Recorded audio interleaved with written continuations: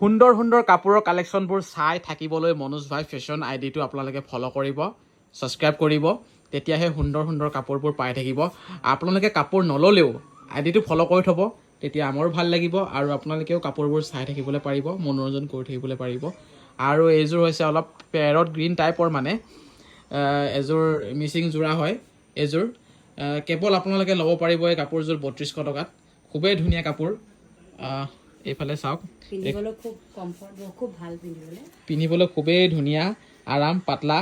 আৰু এয়া হৈছে চাদৰৰ ফুলৰ ডিজাইন আৰু ব্লাউজৰ ডিজাইন, মেখেলাৰ ডিজাইনটো এনেকুৱা হ'ব। ফুলবোৰ চাওক, মই অকণমান ওচৰৰ পৰা দেখুৱাই দিছোঁ, খুবেই বেছি ধুনীয়া।